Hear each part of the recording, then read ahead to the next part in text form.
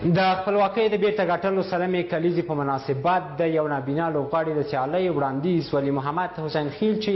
په سترګو ړوند دی وایي د سلمې کلیزې په مناسبت غواړي له معلولو او نابینا لوبغاړو سره له کابله د غازي امان الله خان تر مقبرې د ځغاستې سیالۍ وکړي 29 کلن ولی محمد لندن کې ژوند کوي او اوس کابل ته راغلی چې د خپلواکۍ جشنونو کې برخه واخلي.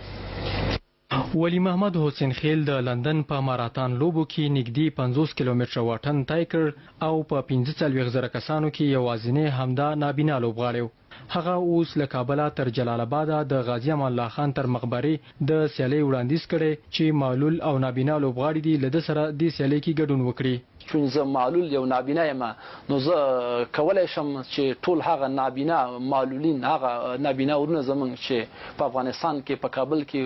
مېشتی نو هغونه غوښتنه کوم هغو ته زه ویلی شم چې که دوی ما سره په ځغاسته کې ملتیا کوي او غواړي ما سره ځغاسته وکړي د کابل نه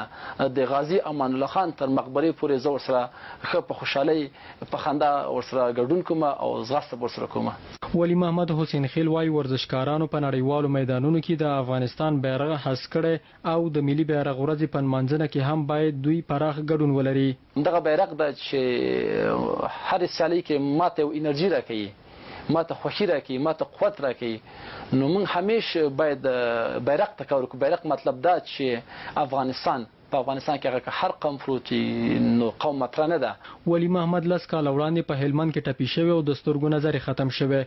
هغه وړاندې د سوک وهنې لوبغاړی خو اوس چې نابینا دی د نړۍ په مهمو ځغاستلوبو کې ګډون کړی.